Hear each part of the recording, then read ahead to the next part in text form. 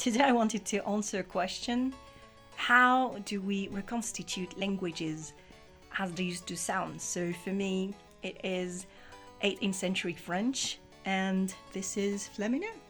So, the reason why I picked the late 18th century as a point of interest to reconstitute how the French language sounded is not because of the French Revolution, but because I am obsessed with dangerous liaisons, les liaisons dangereuses. I think this book has everything. It has a unique voice for every single character.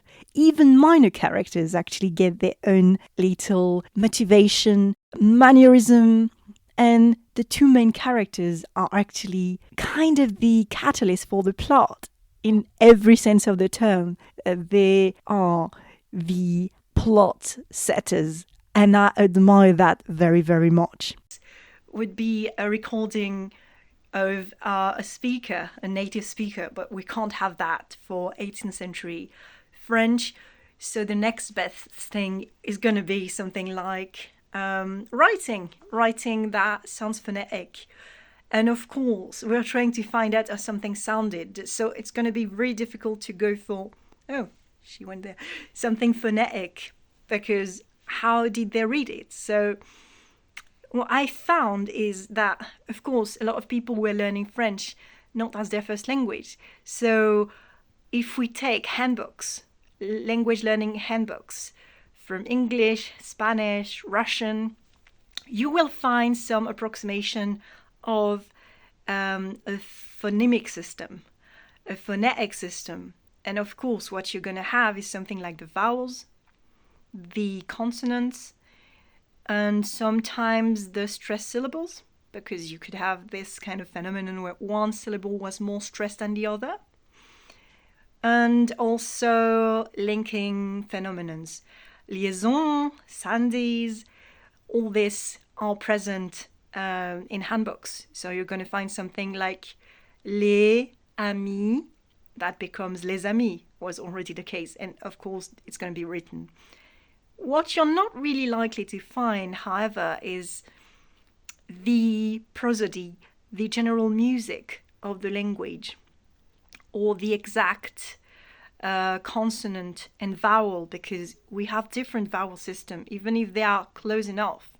For example, the E or U, sometimes they sounded different in different languages, and you could not necessarily render that precisely without a recording.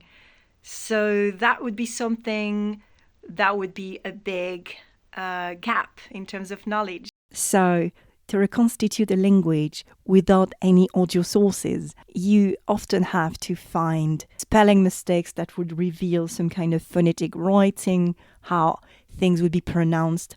Here, we've got the original manuscript for Dangerous Liaison, but of course, it was an educated man that wrote this book, so he was very unlikely to write phonetically. It was more likely to happen when it was uneducated people or women, because women were not educated in etymology, which would mean Latin or Greek. Lettre 3. Cécile Volange à Sophie Carnet. Je ne sais encore rien, ma bonne amie. Maman avait hier beaucoup de monde à souper. Malgré l'intérêt que j'avais à examiner, les hommes surtout, je me suis fort ennuyée. Hommes et femmes, tout le monde m'a beaucoup regardée. Et puis, on se parlait à l'oreille, et je voyais bien qu'on parlait de moi. Cela me faisait rougir. Je ne pouvais m'en empêcher. Je l'aurais bien voulu, car j'ai remarqué que quand on regardait les autres femmes, elles ne rougissaient pas. Ou bien c'est le rouge qu'elles mettent qui empêche de voir celui que l'embarras leur cause. Car il doit être bien difficile de ne pas rougir quand un homme vous regarde fixement. So this is my interpretation, my modern French accent, and this is the kind of accent you would see in a cinematographic adaptation, play adaptation. So this is how people would transpose this accent. But my question is, how would they actually sound? And how would I know how they actually sounded? I take it he hasn't been a great success. Oh, he's been disastrous. Like most intellectuals, he's intensely stupid. So if we want to know how language was pronounced, it's very unlikely to be found in letters or books, because native speakers will know how to decipher the weird spelling, the weird etymological letters.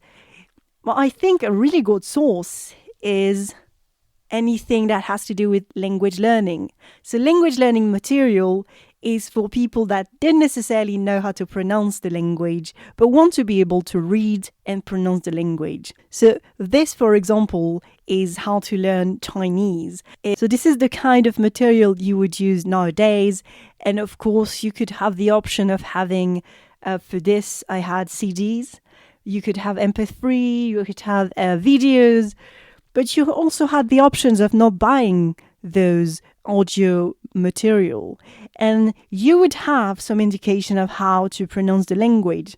So here it's Chinese, so you would think, yeah, of course you've got Pinyin to help you, but even Pinyin has some sort of rules and things that you need to decipher. So they went back to the purely phonetic element, and you can see that it's written in a very semi-French phonetic way of pronouncing. So this is a very decent, very, very good approximation of how you could actually start pronouncing the words for a language learner. And this, as a historian, is important.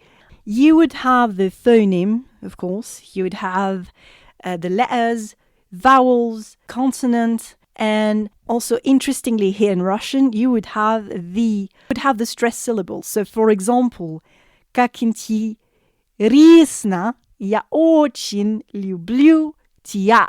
It is a feature of many languages to have one syllable that is more pronounced than the other, where the letters are differently emphasized. And that's something you can write.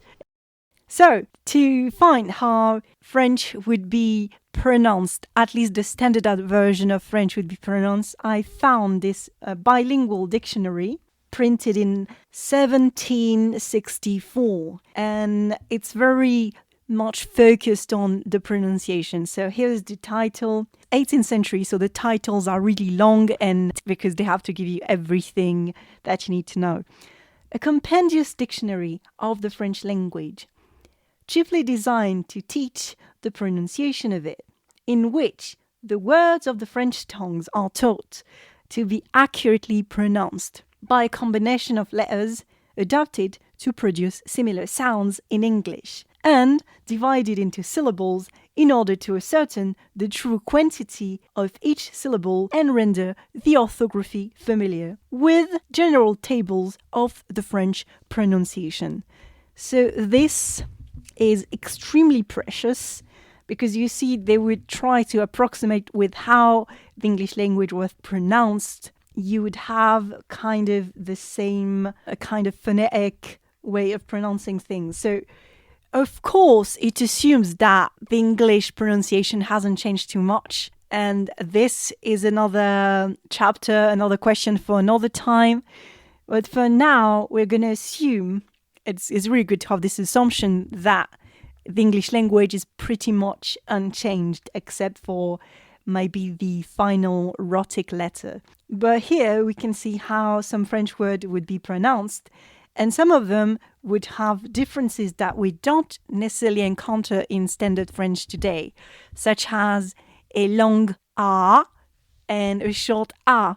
And all these notations are here to help the learner trying to pronounce it at home without the help of a master or teacher. This compendious dictionary was written by Mr. Peyton, who specialized in teaching French to English speakers and teaching English to French speakers. So he had both sides of the story. He knew what phonemes were difficult to pronounce for English speakers in French. Apparently it was more nasal because he really focused on nasals. And vice versa, he tried to really make English phonemes palatable for French speakers at the time. I actually found out about Mr. Peyton when I was reading John Adams's diary. He actually wrote down a book called Éléments de la langue anglaise. He was interested in this book, because he wanted to know how people from France could learn English. So we can clearly see that at the time, French still had long vowels and short vowels, which is not the case in the modern standardized version of French is not a thing anymore. Thanks to that, we can reconstitute some of the French language. So bilingual sources are my first go-to when I try to reconstitute the French language in 18th century. What is really missing from a lot of bilingual sources is the liaison, the linking phenomena, the sandy phenomena that are really present in many spoken languages. And I will come back to that later because, of course, we've got sources on that. They're not necessarily bilingual, though. They are more likely to be written by grammarians in the native language. So in this case, French. Unfortunately, it's really hard to tell if these are prescriptivist, normative, or descriptivist attempts at describing the language.